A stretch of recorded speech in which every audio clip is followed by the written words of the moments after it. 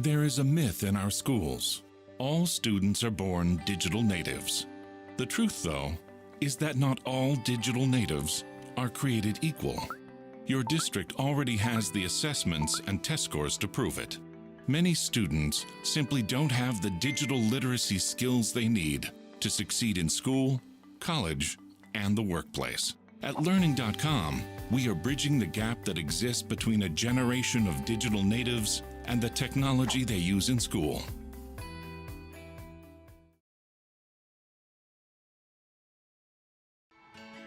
I knew that I wanted to be an educator early on, probably from the first or second grade. I always loved to go to school, and it was one of those activities that I always chose to play with my friends and everybody else. And so I knew that someday, I told my parents early on that I wanted to be a teacher.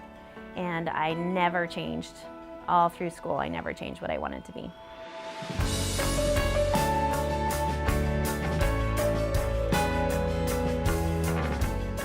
Even to this day, I'm a principal and I'd love to be in a classroom. I'd love to be a teacher. I miss that part of my job. I miss the connection that you have with kids. So if I'm having a bad day in the office, I know where I can go that's going to put a smile on my face. And that connection with kids and family is something that I love about my job. I love being an elementary principal because I am able to find a balance between kids and adults. And I think that's one thing as an administrator.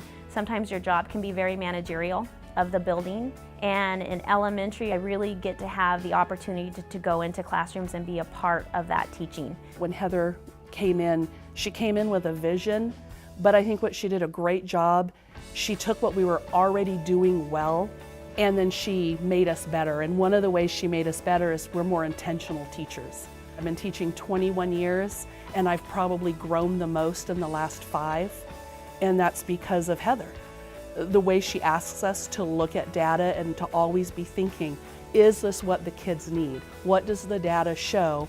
And are you teaching to what that kid needs? And the students in this building all know that we are going to set high expectations for them, and that we are going to give them all the tools they need in order to reach those high expectations.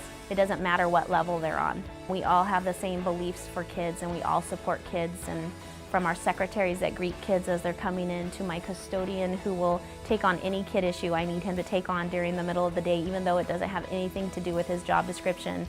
All of the adults in this building love and support kids. So we were a model school for 2 years in a row, and that had to do with closing the achievement gap. Really looking at the amount of growth from where kids start and then how they're growing for the 3 years that we're testing students. So our kids are showing a tremendous amount of growth.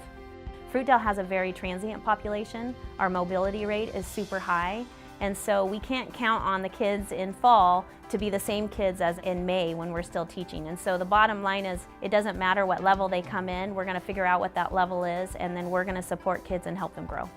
You know, I believe the best gift that Fruitdale Elementary School can give any of these kids is grade level reading. And we have so many students that are below grade level that come in that are not recognizing their letters, that are not putting sounds to letters, that start from the very basics. And the amount of growth that we see for all of those kids is huge. The greatest gift that I can give them is to be a reader, or to have the confidence to know that they're going to be able to do it, that they can do anything. She encourages me to be a better teacher. I know that the last 5 years, out of my 16 years teaching, I'm a better teacher, and I have her to thank for that. Partly because when I look at the test scores, it drives my instruction, and we're constantly analyzing that to see how we can best serve the needs of every student.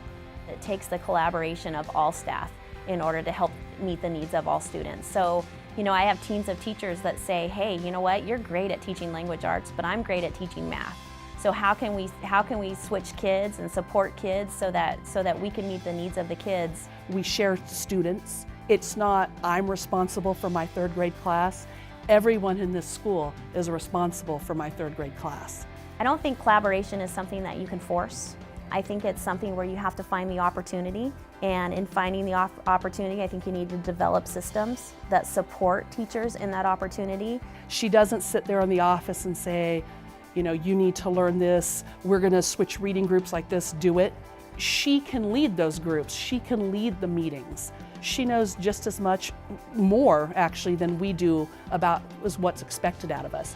I learn from the staff every day. When you go into education, I think that you talk about this lifelong learning.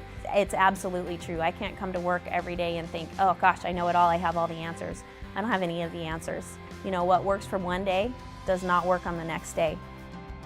I mean, we're always afraid that Mrs. Yount is so good they're going to snatch her from us and take her away, because great things are happening at Fruitdale, and I don't want that to go away. I feel that the work we do is probably one of the most important jobs ever. What we do for a child and what we can open up for a child it's priceless. And so I have to come to work every day and love what I do.